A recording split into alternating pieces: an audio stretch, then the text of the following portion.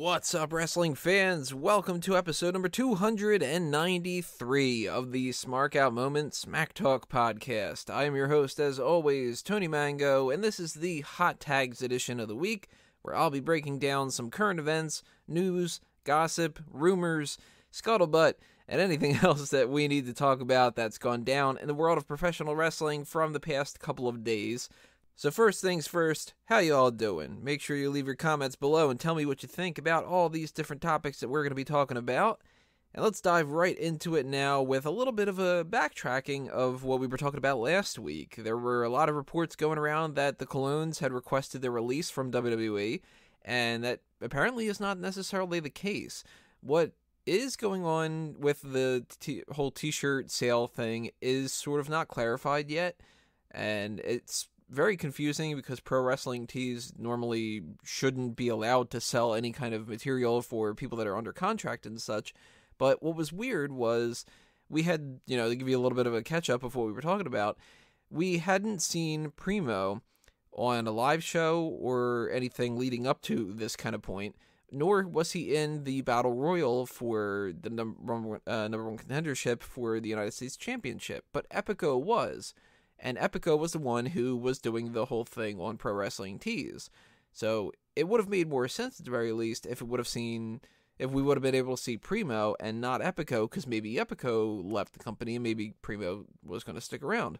Well, it seems like they're not leaving, yet they're still allowed to do the t-shirt stuff. I don't know. But the reason why we didn't see Primo is he is apparently out with a knee injury that's going to take at least a little while for him to recover from after getting surgery.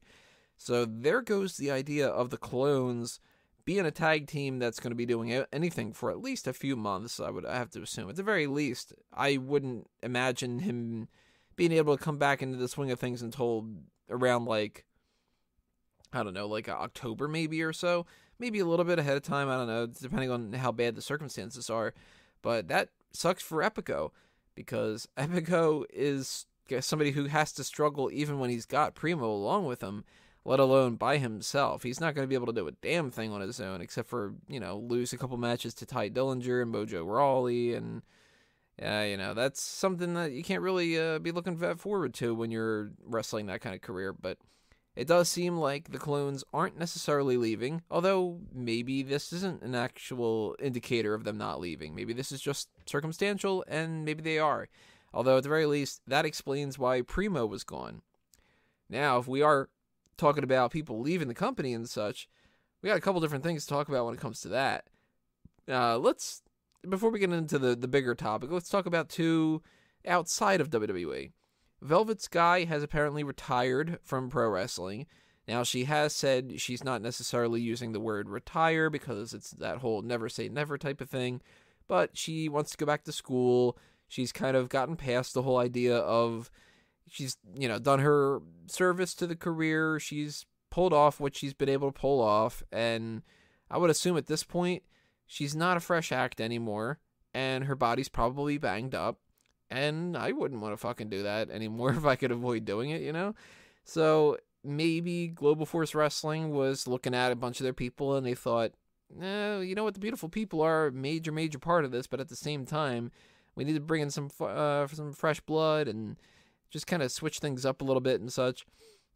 Same thing applies to Madison Rayne, who has left Global Force Wrestling, but she has not said that she's retiring. On the other hand, she seems to be just outside of GFW, so she's competing on some kind of independent I get a random accent on that point, independent show in the South apparently, where she's using her former name. If I remember correctly, it's Ashley Lane, and that means that Global Force Wrestling has lost the two main people other than Angelina Love for the beautiful people, which that sucks because they're beautiful people.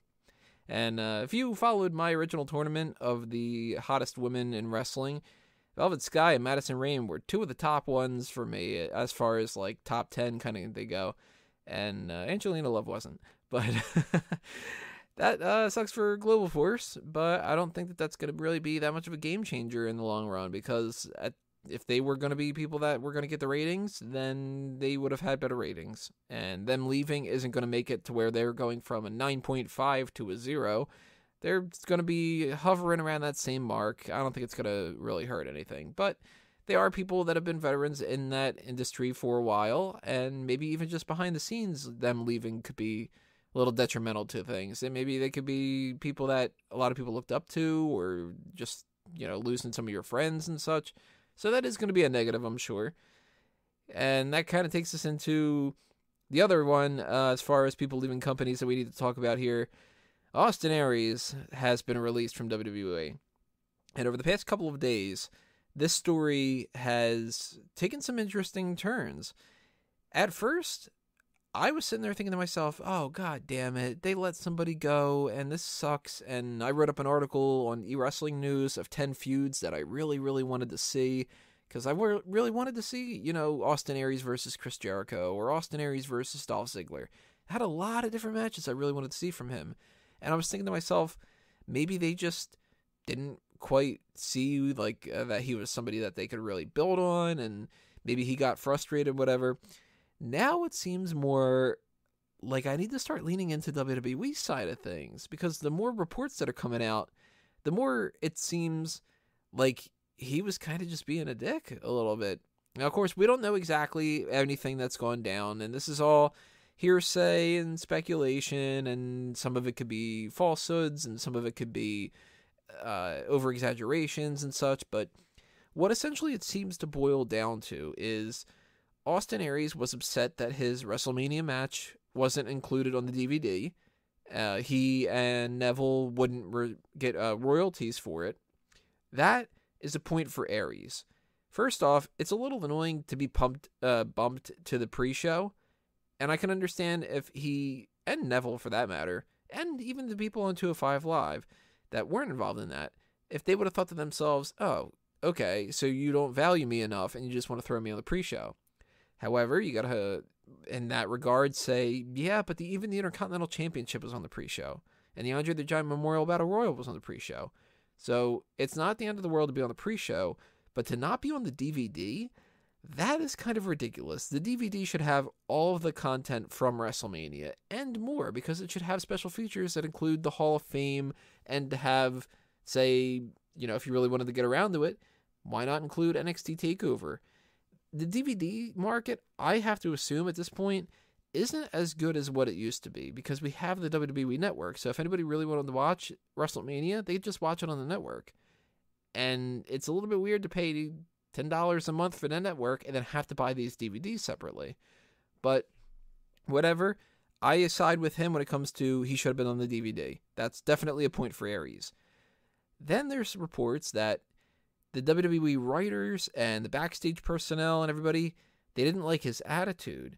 He wasn't happy with being on 205 Live. There's a possibility that he wanted to win the title and he was pissed and he thought that he deserved the title. And that he just didn't quite get along with a lot of different people, and he thought that he was entitled to more and everything. And that's where it gets dangerous, because patience is a virtue. Austin Aries was injured for a good portion of his career in WWE so far, and he hasn't been in WWE for long. I don't remember exactly when he came in, but I kind of remember it being only maybe like a year now. And he went from showing up on NXT and getting an okay push, not, world title push on NXT, but he was starting to get a push. And then he got brought up to the main roster. But that doesn't happen to most people. So that should have been a good indicator right there of, wow, they actually want to use me for something. Then he gets put on 205 Live, and I can understand you want to work with other people and stuff, and you don't think that you just want to be on a cruiserweight show. Yes, but they made you the star of 205 Live. Other than Neville, he was the star. And he was still injured while he was being promoted as the star. Then he has his 3 matches with Neville, which they were fine, but they weren't so amazing that you can't imagine the year without them. And then he gets injured again. You can't be injured like a good majority of the time that you're on the roster and expect that they're going to push you to the moon. It's just not how it works. There's people that work in WWE for 7 years before they get anything. Heath Slater even talked about it recently. He said, I've never been in a one-on-one title match for the Intercontinental Championship or any other title, which may or may not be true. I don't remember him having any title shots, but that's been years and years and years of him eating shit and smiling and doing stupid gimmicks, all because he's just doing his job, and, you know, he'll figure out a way to get a little bit of a push now and again. Austin Aries seemed to think that he deserved better, and I would make the argument that he did, but I don't think that he should have been, I don't know, like world title status on SmackDown. That's not necessarily his role, at least not yet. If he would have had a little bit more patience, maybe in a year or two, he could have gotten at that level. Shinsuke Nakamura, let's take him for instance. He comes into NXT and he gets a push and he gets the title in NXT. And then he drops the title, wins it back, moves up to the main roster. And right now, he's doing pretty well for somebody who can't cut a promo at all. But he's not a champion. He didn't win Money in the Bank. He's not, at least right now, we don't know, fighting for the title in any capacity in either championship at Battleground. He needs to wait a little bit of time, and he'll get into a situation where eventually he'll probably win a title, or at least be fighting for titles and such. And Austin Aries just seems like he bought a little bit more of his own hype than he needed to. So that sucks.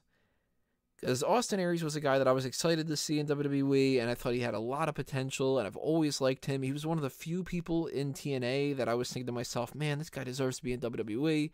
Samoa Joe was one of them. Bobby Roode was another. And now it seems like a little bit of bad blood and a little bit of him just not necessarily being mature enough is going to prevent that from happening in the future. So that's not even a case where he was too injured and he just wanted to take time off. This seems more like he bitched and moaned and said, well, then I should leave. And then they said, well, then you probably should.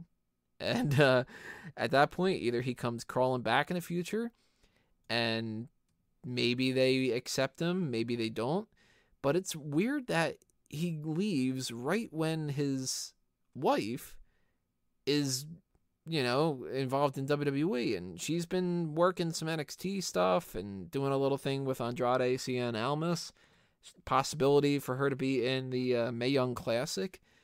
She just gets the job at WWE finally, and then her husband leaves and makes it, you know, kind of harder for her. So I'm worried that this is going to splash back on Thea Trinidad a little bit, and I hope it doesn't, because I think that she's really talented, and I think she deserves to be a legitimate member of the women's roster. Not just like in NXT, not just in the Mae Young Classic. I really hope that she goes up to the main roster at some point. But that kind of transitioned us a little bit into a little talk about the Mae Young Classic. We've got a bunch more names that are in the mix, and some of them are confirmed and some of them aren't. But we do know that Medusa, or Alundra Blaze, however you want to refer to her, Deborah Michelli, or is it Michelli or Michelli? I don't think about it. I think it's Michelli. She is going to be involved in some capacity, and they haven't said exactly what, but we can assume she's not wrestling. She's probably going to be some kind of a pre-show analyst, or maybe she's going to do like some of the bracketology type stuff, or just conduct interviews, or I don't know, anything like that. Maybe even a referee, if they need to throw another referee into the mix. Maybe even another commentator if Lita doesn't necessarily want to do the whole thing. We know that's going to be Lita and Jim Ross, but I don't know. Maybe she's a part of that in some capacity, and, you know, I'm interested to have her a part of it. I remember watching Alundra Blaze when I was growing up, because, you know, you'd watch like SummerSlam 93 or something like that, and it would have one women's match, and Alundra Blaze was the only one that really like continued to show up. It was like Bull Nakano for 2 matches, and Bertha Faye for a match or 2, and Aja Kong for a few. But Alundra Blaze was always the one that was feuding with them and everything. So I have a little bit of memories as far as Alundra Blaze, and I absolutely love her career or anything like that. Never followed her in WCW. But the more people that they bring in like this, the more legends that they can throw a little bit of credibility to the Mae Young Classic, the better. You know, if they can get an interview with Trish Stratus, then go ahead and get an interview. If you can bring Ivory into the mix, that'd be great. Molly Holly, would be another great person to throw in. I've been saying before, Victoria should be in this competing. And the fact that she seemed to have an issue of going backstage for a show, that seems to point in the total opposite direction, that it's probably not going to happen. But we still do have a little bit of room for some names to be announced. And now at this point, I don't know if some of the people have been announced before. I know some of them haven't. We have about 26 names, it seems, 27 or so. We know it's going to be a 32-woman tournament, and some of these names might not sound familiar to you because they've changed some of their names, but we do know, some of them are going by different names and such. I don't really know the majority of these people no matter what, but we've got Abby Leif, which was that Kimberly. I think she was in NXT for just like a hot minute here and there. We have Aisha Ray, Barbie Hayden, Bianca Belair, who now you might be a little bit familiar with her in NXT. Dakota Kai, who used to be Evie, the one that we were all like, oh, she's pretty cute. Jazzy Gabert, I think it's Gabert, maybe it's Gabert, who also goes by the name Alpha Female. We have Jessica James, not the porn star. Kairi Sane, Kavita Devi, Lacey Evans, who has been in NXT. Lady Tappa, who was in TNA, along with Marty Bell. Miranda, Piper Niven, who was Viper on the Indies. I'm still not sure if I'm pronouncing this correctly, but Princessa Sugit? Sure, why not? I'm butchering the hell out of that, I'm sure. Renee Michelle, Rhea Ripley, who used to go by Demi Bennett. We've got the former Rosie Lottalove, who went by Mary Kate, who then changed to Sage Miller, who's now Sage Beckett. I don't know if she's going to change her name again or so, but it seems like Sage Beckett is how it's going to work. We have Santana Garrett, who I actually am familiar with Santana Garrett, and she is hot, and that is great that she's going to be a part of this. We have Sarah Logan, the former Crazy Mary Dobson, Tainara Conti, Tessa Blanchard, big fan of Tessa Blanchard. I've seen her, wrestle a little bit here and there, and I always thought that she was really cute, and she looked like she was somebody who would just fit the WWE mold. Toni Storm, Vanessa Bourne, who is the former Danielle Camella. We have Zeta, who is Julie Ho or Julia Ho. I don't remember if it's Julie or Julia. I think it's Julia.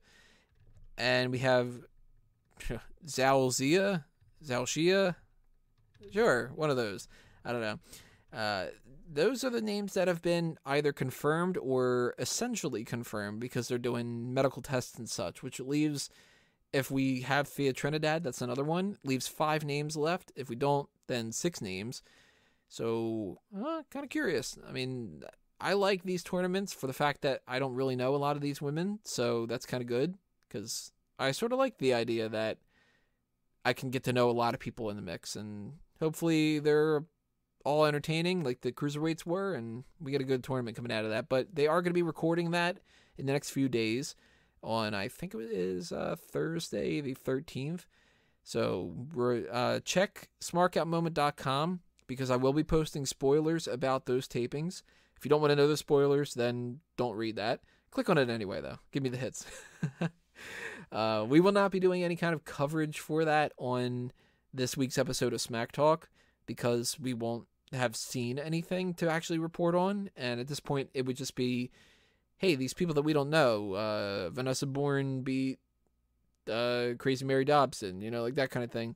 So that's not really anything to build around. But if we do have any more information to give you, it will be either on that page with the spoilers, or it'll be covered in the edition of Women's Wrestling Weekly on Smark Out Moment, or the news, or anything else like that. So stay tuned for that kind of stuff. Just follow us on Facebook and Twitter for all the updates on website-related material. There are rumors that the women's tournament isn't going to be the only women's tournament that they do, that they are going to do a women's tag team tournament in 2018, as well as a women's Royal Rumble. The women's tag team tournament, I think, is a mistake. The Dusty Rhodes Tag Team Classic works, but it doesn't have a full-on kind of special feel as much as the Cruiserweight Classic, and even to a certain extent the United Kingdom Tournament Championship, because those two crowned titles, and the Dusty Rhodes Tag Team Classic is more of just like a storyline filler type of thing. Oh, and there's also rumors that they're going to give a belt to the winner of the Mae Young Classic, which to me makes no sense because what type of belt are you going to give them? You know, United Kingdom one, you're going to give them the United Kingdom Championship. The Cruiserweight one, you're going to give them the Cruiserweight Championship. Are you going to give them the Mae Young Championship? We already have a Raw and a SmackDown Women's Champion and an NXT Women's Champion, so we don't need another, like, what would they be a part of? Are they going to create a women's show? Because if they create a women's show for the network, you would think that it should include the Raw and the SmackDown women. At least I would. So that's kind of curious, but a women's tag team tournament, I think, to me, could be fun if they incorporate the Raw and the SmackDown and the NXT women, but if they don't, and it's just outside women, I don't think you necessarily should be doing it. Just the same as I don't think that you should do an outside tag team tournament for the men. The Young Bucks are one of the only tag teams that I would think would actually be worth bringing into the mix, and we know their whole story. They're not going to be doing that. The Dusty Rhodes Tag Team Classic makes good use out of the NXT people because it can pair them up and they can start feuds like Bobby Roode and Ty Dillinger or Samoa Joe and Finn Balor, and it can incorporate Authors of Pain and Sanity and TM61 and all the other tag teams like that. That's a good means for NXT. Even Riddick Moss and Tino Sabatelli as a tag team, or the Ely brothers. There's a lot more to work with there. The women's tag team tournament, I don't think would really make that much of a splash. Now, the women's Royal Rumble, on the other hand, that I think is a good idea. I was totally in support of a women's Money in the Bank ladder match. I'm totally in support of, that the women can wrestle in a Hell in a Cell and they can wrestle in any kind of gimmick match going forward and such. And Battle Royals and Royal Rumble type stuff is great. So I think that there's no downside to this at all. I would love to see them actually have enough women that they can do that, which right now I don't think that they necessarily do. Let me try to take a look real quick to see, because if we have, say, a Raw women's title match and a SmackDown women's title match on the Royal Rumble, then can we really include too many women in the Royal Rumble itself? Because realistically, I don't think that we have 30 women on the roster right now. But let me double check real quick. And with the magic power of editing, I have crunched the numbers. And if we ignore, obviously, Renee Young, Charlie Caruso, all the people that are non-wrestlers, we have 18 women on the main roster. And that's including Paige and Summer Rae. And Nikki Bella, who, she could be on the outs at some point too.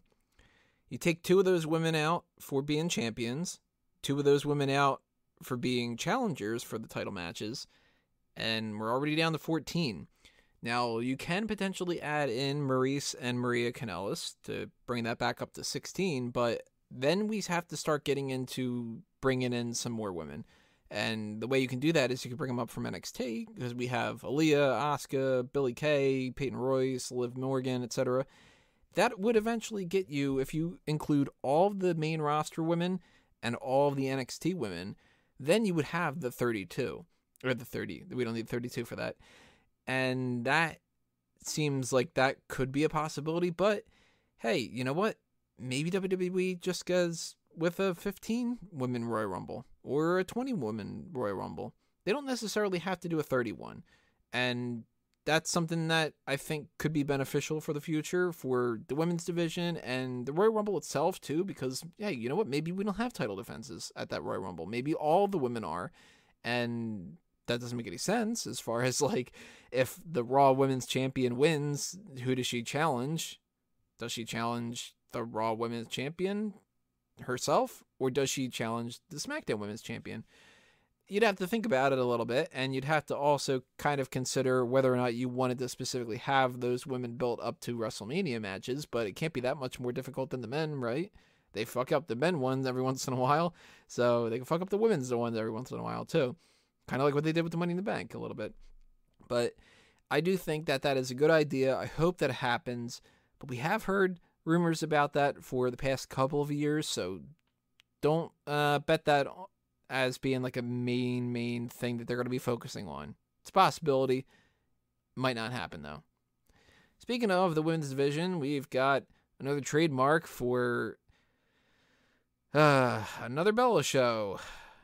Because if you didn't get enough with Total Divas and Total Bellas and their YouTube channel, and when they were on Raw and SmackDown, now you're going to have Bella Appetit, which has been trademarked to be a cooking show. It says in the description that it'll deal with, quote, cooking, food, recipes, restaurants, bars, travel, health, fitness, and nutrition. So it's essentially, this is everything that we can do for the most part. Because cooking implies food, and it implies recipes. And when you talk about food and recipes and cooking, then restaurants should be a part of the mix. And so should health and fitness and nutrition, because nutrition is literally healthy food and healthy fitness. So then they're going to incorporate travel and bars in the mix too. So bars will be talking about the, good place to get a bunch of drinks. And this place has these kind of healthy drinks. And this place is great for cocktails and whatever. And the travel's going to be, I'm sure, a bunch of stories about how it's hard to eat healthy on the road. And this is how you can prep your meals and whatever like that. I have zero interest in checking this out. Not in the slightest bit. I am not going to watch a minute of it. Not for a second. And I wouldn't really be all that surprised if you didn't either. We have two other things to talk about here before we get into another one of our bigger stories. No real transition when it comes to this, but why not? Why not throw it out there? Just Incredible has gone on a couple different videos recently, and he got at least enough attention for alcohol addiction problems that he's going through to receive some help from WWE. So right now he is at least supposed to be in a rehab facility getting treated, and that sucks for Just Incredible.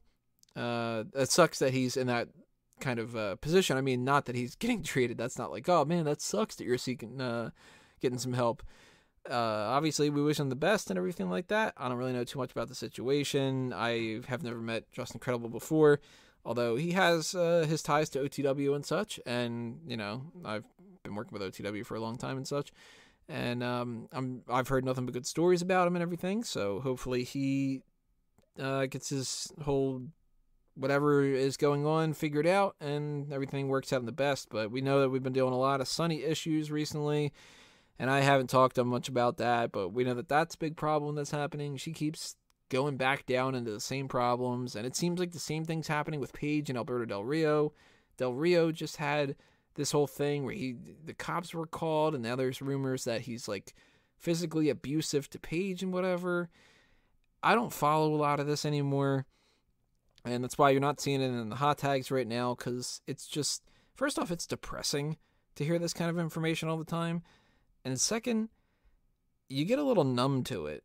Like, it's hard to say that without sounding like an asshole, but how many times you got to report on Tammy Sitch going back into a rehab facility before you're just sort of like, oh, it's Wednesday. It's a shame. So hopefully that doesn't apply to Just Incredible. I'd like to see things turn around the opposite direction. Earlier on tonight, I was watching the WWE 24 special, Kurt Angle Homecoming. Highly recommend that to everybody. Usually I like to give you my little see it or skip it, and this is a full-on see it. I thought that this was a great little documentary. Very interesting that Dixie Carter was in there, and that they seemed to use at least a little bit of his footage of TNA, like for his entrance and such. But Dixie Carter in general being on there, pretty interesting. I wonder if that was something where he requested to have her in there and WWE just said like, nah, fuck it. Or if WWE thought, we can't really not talk about his TNA side of things, so let's bring Dixie in and just kind of allude to it without showing any real footage or, putting the logo up there or whatever. Maybe it's actually even a little bit of a factor that we've got Global Force Wrestling now and not TNA, because if they mention TNA, it's not going to translate the same. It's Global Force now. It's a different company. Not really, but you know what I mean. So, I don't know. I thought that was pretty interesting. But the story itself was pretty interesting. I liked seeing the back stage stuff before the Hall of Fame and a little bit of behind-the-scenes content like that. So, I definitely recommend that you guys check it out if you get a little bit of time. I don't remember actually how long it was. I think it might have been an hour, but it might have only been a half an hour. So, it's not, some 7-hour commitment type of thing or anything like that. And if you got the time, put it on the background and check it out. Now, the last thing to talk about here, I don't even know exactly what to talk about when it comes to it, because we're going to figure out more information about this in about, 15 hours from when I'm recording this, because this is going to have to be addressed on SmackDown, which is that AJ Styles won the United States Championship at a random-ass live event in Madison Square Garden from Kevin Owens the other day. He just won it out of the blue. And first things first, I like when they do this every once in a while, because we do see title changes happen mostly on pay-per-views, and I think that that's where that's like it should be. Every once in a while on Raw, every once in a while on SmackDown, that kind of thing. But once in a blue moon, a title should change hands on the live events, because that gives the fans some kind of a hope that maybe this time they'll go to a house show and something will actually happen that'll be worth a damn. Because they're essentially non-canon. They're really like practice grounds, and people goof off a lot, and they practice things for upcoming pay-per-views, and you've got people that weren't necessarily prioritized when it comes to those pay-per-views that can kind of fill in the blank a little bit. Like, if you're a big fan of, like, Slater and Rhino, they might not be on Raw for a 7-week stretch, but they're probably wrestling on the house shows, so that's where you would go to see them. AJ Styles winning the United States Championship came out of the blue, and I'm really curious what happens with that match at Battleground, because now they've taken that off the website, because, well, at this point, AJ Styles isn't fighting Kevin Owens to try to get a shot at his championship. He would be defending the championship, so you have to change the graphic around, you have to change the wording of the text a little bit. Now it's United States Champion AJ Styles versus Kevin Owens, if he cashes in that standard rematch. A little bit of speculation that maybe Kevin Owens is injured. Maybe a little bit of speculation that he's even failed a wellness policy violation, but I don't think that that's the case, because they probably would have announced it by now. Instead, there is also a chance what they want to do here is AJ Styles wins that United States title, and Kevin Owens says, I demand my rematch, and they have their rematch at Battleground. Kevin Owens comes up short, and then you don't have the necessity to do another match afterward, because if Styles won the title at Battleground, Kevin Owens would be entitled to a rematch. Then you would have to do that on the not on the Monday Night Raws, on the SmackDown Live episodes leading up to SummerSlam. But if they want to build up another person for AJ Styles for SummerSlam and or for Kevin Owens, then they need that time to build that up instead. So that's where I think that they're going with this. Could be totally wrong, I don't know. But I do like the idea of AJ Styles as United States Champion, at least for now, until I'm proven wrong. Because maybe they've got some weird-ass ideas in their mind where they want to do, like, Styles versus Mojo Rawley and have him be, the longest reigning United States Champion of all time or something like that. And then I'll be thinking to myself, oh my god, you should have just kept it on Owens. But this also lends a little bit of credibility to the idea that they might do Shinsuke Nakamura versus AJ Styles. I'm thinking Rusev is a possibility as well. Something to pay attention to. Maybe even somebody like a Mike Kanellis, but it seems like he's kind of more in the Sami Zayn side of things. I don't know. We're going to see. But this does rule out, for the most part, the idea that AJ Styles won't be involved in the United States Championship come SummerSlam, because the likelihood that he wins the title at that live event and then drops it at Battleground or on SmackDown and then just moves on to a different feud, probably not going to happen. Stranger things have happened, but probably not. So, that is it for our hot tags, at least as far as 1 o'clock Tuesday morning goes. So, let me know what you think. Drop those comments below. Hit that subscribe button if you haven't already to make sure that you get notified of anything else that's coming your way from the channel, which, normally speaking, the next thing would be the Ask Him. I haven't quite sorted that out yet. Maybe I won't even do it this week. I don't really know. And I'm not too sure what our main event is going to be. I've got an idea in mind. And it could be fantastic, or it could be a real train wreck. And it depends on a couple little things. I'm working on the graphics right now for it in case I do it at some point, whether it's this week or next week or, 3 weeks from now or something like that. And it depends on, I need to make sure I have people involved that want to do it. So, I don't know. If you have any suggestions, leave them in the comments below. I'll kind of factor that all in and we'll see where we can go. It's always easier to kind of bring back an older segment than to start a brand new one, but it's also a little bit more exciting to bring a brand new segment into the mix, and that's kind of what I want to do here. So stay tuned for all that. Again, when you hit that subscribe button, there's going to be a little bell icon that will leave you the possibility to check off that you want notifications. That's what you should do to make sure that you get notified of every time I do post whatever the new videos are going to be. And as I mentioned before, if you follow us on Facebook and Twitter at SmarkOutMoment, then you'll get all the website content as well for all those notifications and everything else that's going on. So that's it for now, everybody. Thanks for listening. This has been another Smark Out Moment, and I'm being counted out.